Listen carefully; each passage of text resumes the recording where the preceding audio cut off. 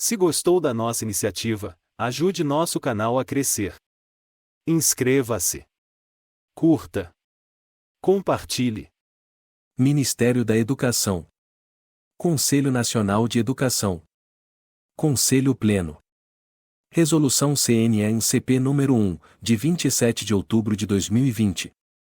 Dispõe sobre as diretrizes curriculares nacionais para a formação continuada de professores da educação básica e institui a Base Nacional Comum para a Formação Continuada de Professores da Educação Básica, BNC Formação Continuada. Capítulo I do objeto. Artigo 1º. A presente resolução dispõe sobre as diretrizes curriculares nacionais para a formação continuada de professores, que atuam nas diferentes etapas e modalidades da educação básica, e institui a Base Nacional Comum para a Formação Continuada de Professores da Educação Básica, BNC Formação Continuada, constante do anexo desta resolução, a qual deve ser implementada em todas as modalidades dos cursos e programas destinados à formação continuada de professores da educação básica.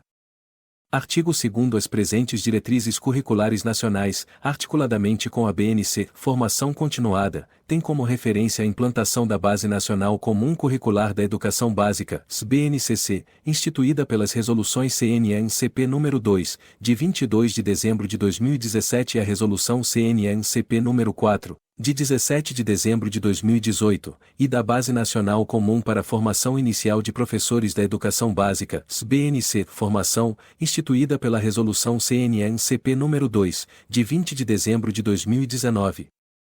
Artigo 3º. As competências profissionais indicadas na BNCC Formação Continuada, considerando que é exigido do professor sólido conhecimento dos saberes constituídos, das metodologias de ensino, dos processos de aprendizagem e da produção cultural local e global, objetivando propiciar o pleno desenvolvimento dos educandos, tem 3 dimensões que são fundamentais, de modo interdependente, se integram e se complementam na ação docente no âmbito da educação básica, vi. Conhecimento profissional. Segunda, prática profissional, e terceira, engajamento profissional.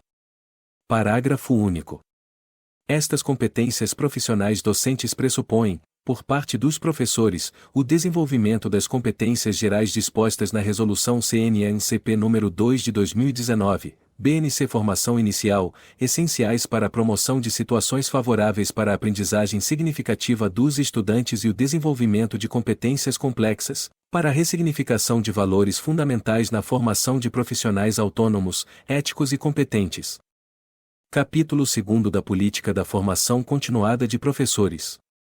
Artigo 4º. A formação continuada de professores da educação básica é entendida como componente essencial da sua profissionalização, na condição de agentes formativos de conhecimentos e culturas, bem como orientadores de seus educandos nas trilhas da aprendizagem, para a constituição de competências, visando o complexo desempenho da sua prática social e da qualificação para o trabalho.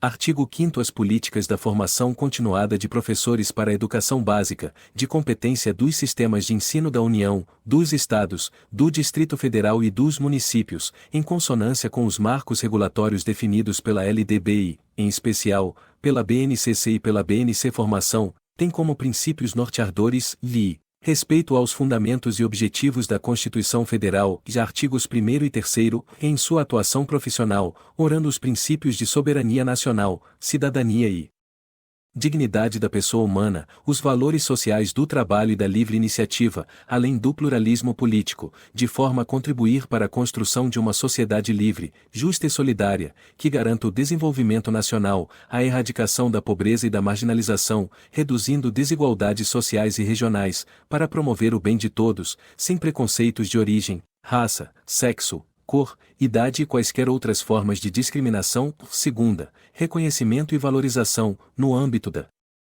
educação básica, das instituições de ensino, com seu arcabouço próprio de gestão, e condicionada às autoridades pertinentes, como estrutura preferencial para o compartilhamento e a transmissão do conhecimento acumulado pela humanidade, promovendo o desenvolvimento de habilidades cognitivas, para assimilá-lo, transformá-lo e fazê-lo progredir, e a aquisição de competências sociais e emocionais para fruí-lo plenamente. E terceira, colaboração constante entre os entes federados na consecução dos Objetivos da Política Nacional de Formação Continuada de Professores para a Educação Básica. Quarta, reconhecimento e valorização dos docentes como os responsáveis prioritários pelo desenvolvimento cognitivo, acadêmico e social dos alunos, a partir de uma formação sólida que leve em conta o conhecimento profissional ou a prática profissional e o engajamento profissional. V. Reconhecimento e valorização da materialização objetiva do direito à educação dos alunos como principal função social da instituição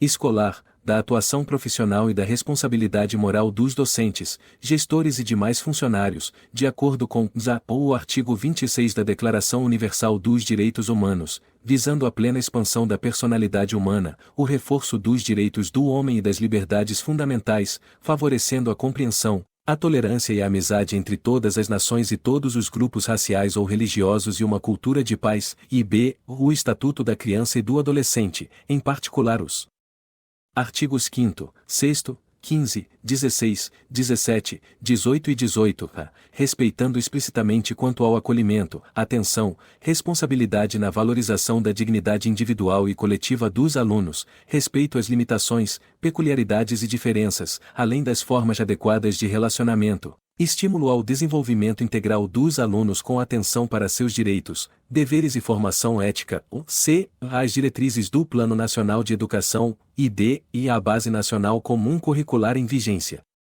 Sexta, submissão, em sua atuação profissional, a sólidos valores de ética e integridade profissional, explicitados em ações concretas do cotidiano escolar que materializem os princípios de legalidade, impessoalidade, moralidade, publicidade e eficiência na gestão de recursos materiais e na interação interpessoal, além de comportamentos condizentes com a importância social dos profissionais de educação como modelos de comportamento.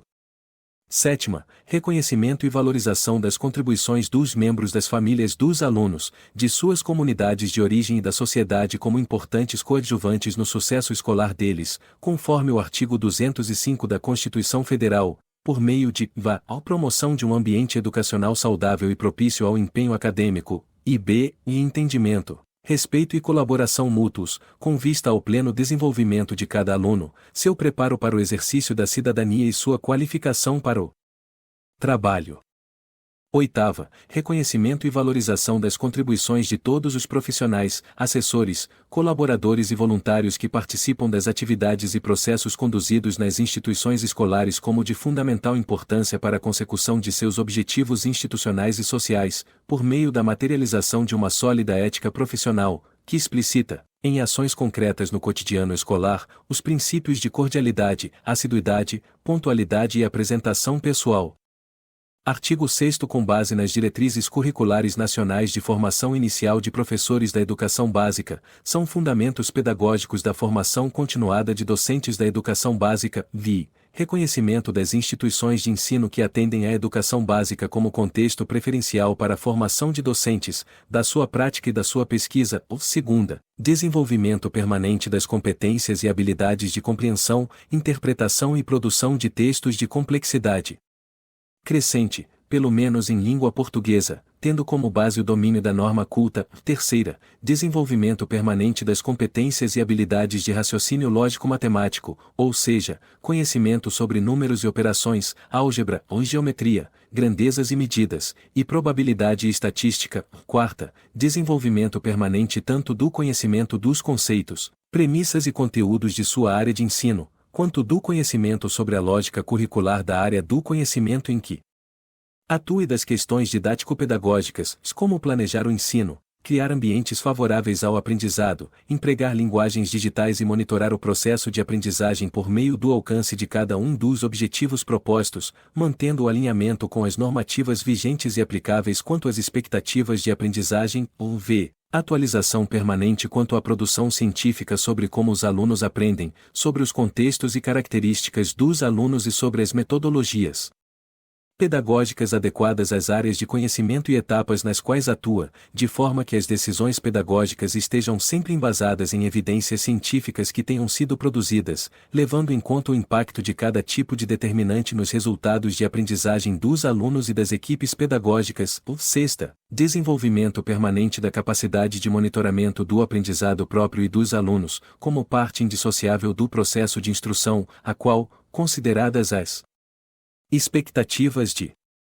aprendizagem, possibilita o diagnóstico de lacunas e a aferição de resultado, além das necessárias correções de percurso. Sétima, desenvolvimento de capacidade gestora, gestão inclusiva e democrática, de equipes, instituições e redes de ensino, de forma a construir e consolidar uma cultura institucionalizada de sucesso e eficácia escolar para todos os alunos e membros das equipes, levando em consideração as características institucionais, as normativas, os costumes, o contexto sociocultural das instituições e das redes de ensino, bem como a sua clientela e o seu entorno. Oitava, desenvolvimento pessoal e profissional integral dos docentes e das equipes pedagógicas, por meio da capacidade de autoconhecimento, da aquisição de cultura geral ampla e plural, da manutenção da saúde física e mental, visando a constituição e integração de conhecimentos, experiências relevantes e pertinentes, competências, habilidades, valores e formas de conduta que respeitam e valorizem a diversidade, os direitos humanos, a democracia e a pluralidade de ideias e de concepções pedagógicas. E nona, fortalecimento permanente da interdependência entre ensino e pesquisa, com foco no processo de ensino e de aprendizagem, no desenvolvimento integral de docentes, equipes pedagógicas e alunos, na interação com famílias e comunidades do contexto de ensino e no desenho, implementação, monitoramento e aprimoramento de políticas educacionais de sucesso e eficácia escolar.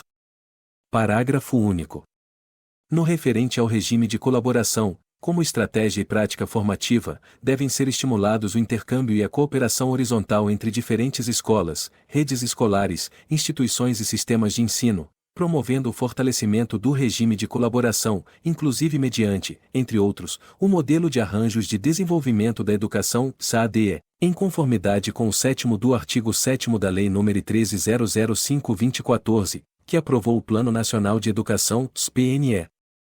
Artigo 7º. A formação continuada, para que tenha impacto positivo quanto à sua eficácia na melhoria da prática docente, deve atender às características de foco no conhecimento pedagógico do conteúdo, o uso de metodologias ativas de aprendizagem, o trabalho colaborativo entre pares, a duração prolongada da formação e coerência sistêmica, VI. Foco no conhecimento pedagógico do conteúdo pressupõe o desenvolvimento de conhecimentos de como os estudantes aprendem, no uso de estratégias diferentes para garantir o aprendizado de todos e na ampliação do repertório do professor que lhe permita compreender o processo de aprendizagem dos conteúdos pelos estudantes. Segunda, uso de metodologias ativas de aprendizagem. As formações efetivas consideram o formador como facilitador do processo de construção de aprendizados que ocorre entre um ou com os próprios participantes, sendo que entre as diferentes atividades de uso de metodologias ativas estão, da pesquisa-ação, o processo de construção de materiais para as aulas, o uso de artefatos dos próprios discentes para a reflexão docente,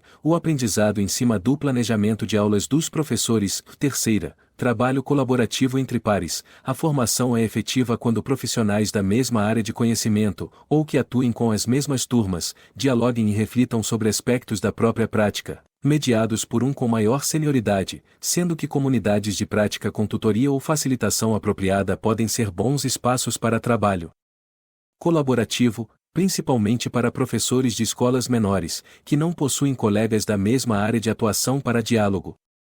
Quarta, duração prolongada da formação. Adultos aprendem melhor quando têm a oportunidade de praticar, refletir e dialogar sobre a prática, razão pela qual formações curtas não são eficazes, precisando ser contínua a interação entre os professores e os formadores, sendo, assim, a formação em serviço na escola a mais efetiva para a melhoria da prática pedagógica, por proporcionar o acompanhamento e a continuidade necessários para mudanças resilientes na atuação do professor. IV. Coerência sistêmica. A formação de professores é mais efetiva quando articulada e coerente com as demais políticas das redes escolares e com as demandas formativas dos professores, os projetos pedagógicos, os currículos, os materiais de suporte pedagógico, o sistema de avaliação, o plano de carreira e a progressão salarial, sendo importante considerar sempre as evidências e Pesquisas mais recentes relacionadas com a formação de professores, bem como as orientações do governo federal, de associações especializadas e as inovações do meio educacional, valendo atentar que, quando se trata da formação de professores, a coerência sistêmica alcança também a preparação dos formadores ou dos docentes das licenciaturas, cuja titulação se situa em nível de pós-graduação por exigência legal, uma vez que a docência nesse nível, pautada nos presentes critérios, pode propiciar aos futuros professores, experiências de aprendizagem análogas àquela que se espera que o professor da educação básica propicie a seus alunos. Artigo 8º. A formação continuada para docentes que atuam em modalidades específicas, como educação especial, do campo, indígena, quilombola, profissional, e educação de jovens e adultos, CJA, por constituírem campos de atuação que exigem saberes e práticas contextualizadas, deve ser organizada atendendo às respectivas normas regulamentadoras do Conselho Nacional de Educação, CNE, além do prescrito nesta resolução. Capítulo 3º dos cursos e programas para a formação continuada de professores.